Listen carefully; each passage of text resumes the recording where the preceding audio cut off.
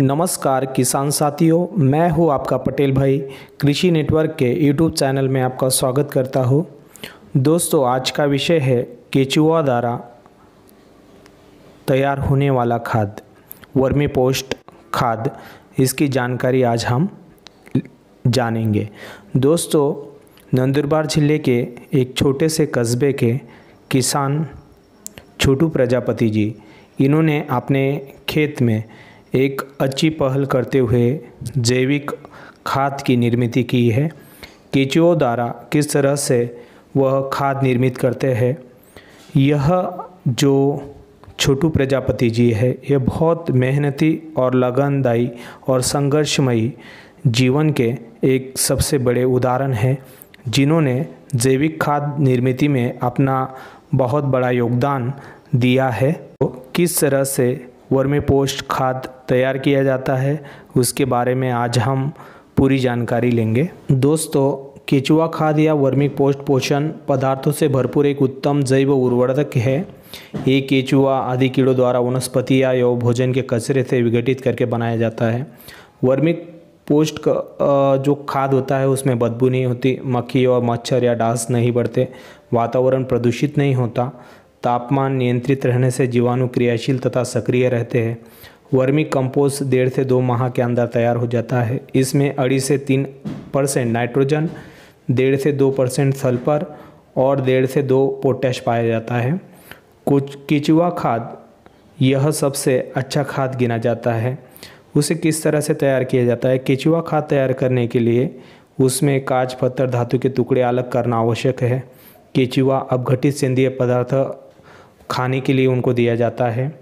भूमि के ऊपर जो नर्सरी बेड तैयार किए जाते हैं, आप जो ये देख रहे हैं नर्सरी बेड तैयार किए गए हैं, इनको लकड़े से हल्के से पीटकर समतल किया जाता है।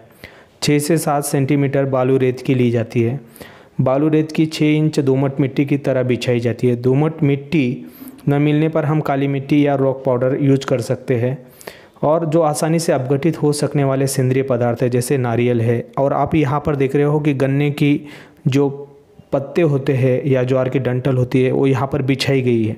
आप यहाँ पर इसको जैसे देखते हो तो यहाँ से हमें केचुए निकलते हुए दिखाई देते हैं। देखिए कितनी तादाद में हमें वहाँ पर देखने के लिए मिलते हैं। केचुओं को डालने के उपरांत उसके ऊपर गोबर पत्ती आदि 6 से 8 इंच की सतह बनानी चाहिए और उन्हें ढक देना चाहिए। झारे से टाट पट्टी पर आवश्यकता अनुसार प्रतिदिन पानी छिड़कते रहना चाहिए।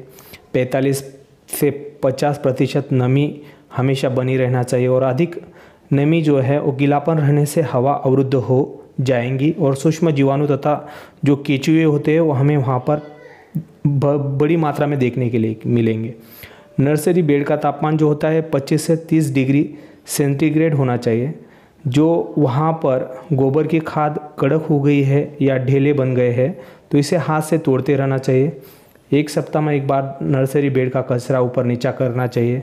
30 दिन के बाद छोटे छोटे केचुए दिखना शुरू हो जाएंगे। 31वें दिन पर हमें दिखने की शुरुआत हो जाती है। देखिए दोस्तों, यहाँ पर जो केचुओं की वेष्टा होती है वह हमें अच्छी तरह से देखने के लिए मिलती है। यह एक जाली है। इस जाली के द्वारा जो खाद बनाया जाता है वो खाद इस जाली में डाला जाता है और इस जाली से जो केचुओं की विष्ठा होती है वो नीचे गिरती है और जो केचुए होते हैं वो डायरेक्टली इस जाली से बाहर आते हैं और जो बड़े बड़े पत्थर है या कुछ कचरा है वो भी इस जाली के द्वारा बाहर आ जाता है। तो हमें जो खाद मिलता है वो 100% अच्छा और बेहतरीन खाद मिलता है। आप ये जो मशीन या जाली देख रहे हो ये बहुत बेहतर है। हम यहाँ से किस तरह से खाद गाला जाता है, उसे छाना जाता है और उसको किस तरह से थैलियों में पैक किया जाता है, वो सारी चीज़ें हम देखेंगे। अभी यह जाली का हिस्सा आप देख रहे हो किस तरह से घूमता है और जो केचुओं का खाद होता है, ये खाद चाय की जैसे पत्ती होती है उस तरह से दिखाई देती है। देखिए, हम यहाँ पर एक तगारी के अंदर हम यह भर रहे हैं जिसमें हमें बहुत सारे केचुए भी दिखाई देंगे, क्योंकि बहुत दिन होने के बाद उनकी संख्याएं बढ़ती जाती है। अभी यहाँ से हम किस तरह से इस खाद को छानते हैं ये देखने का प्रयास करेंगे। अभी यह जो किसान है ये अपने हाथों से इसको घुमाते हुए दिखाई दे रहा है और यहाँ से हमें यह खाद नीचे गिरता हुआ दिखाई दे रहा है। और उसी समय जो उसमें बड़ा कचरा है या बड़े पत्थर है यह नीचे गिरते हुए दिखाई दे रहे हैं। यह बहुत आसान और एकदम अच्छा तरीका है जहां से हम अच्छे से अच्छा खाद तैयार कर सके और बेहतरीन खाद किसानों को मिल सके। यह यहाँ पर किसान की पूरी तरह से तकरीर दिखती है और तकनीक भी दिखाई देती है। तो हम यहाँ से घूमती हुई जो जाली है, इस जाली में से किस तरह से खाद गिरता है और किस तरह से यहाँ से जो केचुए होते हैं बाहर आ जाते हैं और उनको फिर से यहाँ से पकड़कर फिर से उन्हें उन एरिया में डाला जाता है जहाँ पर केचुए खाद निर्मित करते हैं। देखते हैं हम यहाँ पर कितने केचुए जमा हुए हैं। देखिए यहाँ पर इस अंदर से आने वाले केचुए आपको बहुत अच्छी तरीके से दिख रही है और यहाँ पर जो पत्थर है या बड़े मोटे ऐसा कचरा है ये भी बाहर फेंका जाता है। यहाँ से इनको लिफ्ट किया जाता है और उनको वहाँ पर लिया जाता है।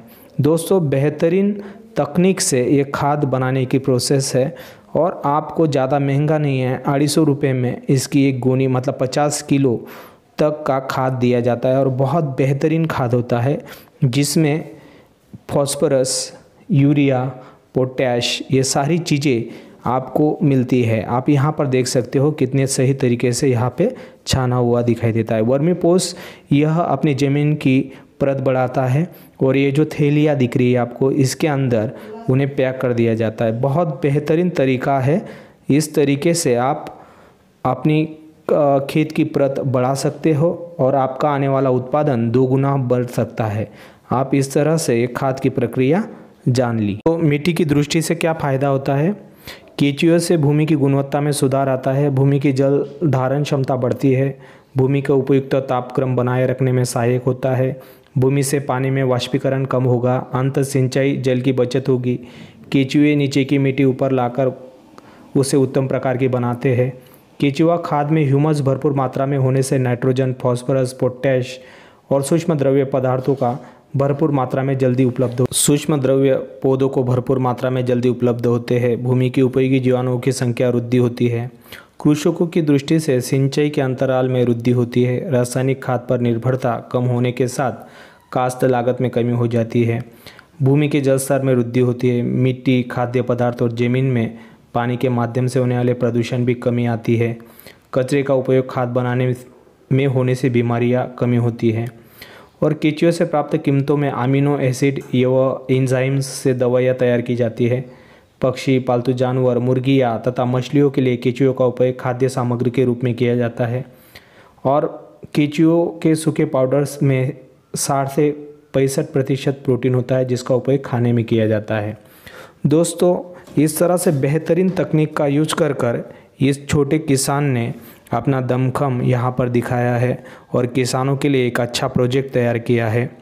दोस्तों, कृषि नेटवर्क के यूट्यूब चैनल में यह किसानों के प्रति एक समर्पित होने की भावना की वजह से आपको यह पूरी जानकारी दी जा रही है।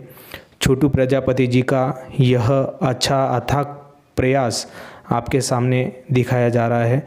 बेहतरीन तरीके से उन्होंने किस तरह से केचुओं का खाद तैयार किया है और किसानों तक ले जा रहे हैं, जैविक खेती का एक अच्छा प्रचार प्रसार कर रहे हैं, उसके बारे में आज की जानकारी थी। आज का विषय मैं पटेल भाई आपकी विदा लेता हूँ और यहीं पे समाप्त करता हूँ। इस वीडियो को ज़्यादा से ज़्यादा शेयर करें, लाइक करें और सब्सक्राइब करें। हमारे चैनल से जुड़े रहने के लिए बहुत बहुत धन्यवाद।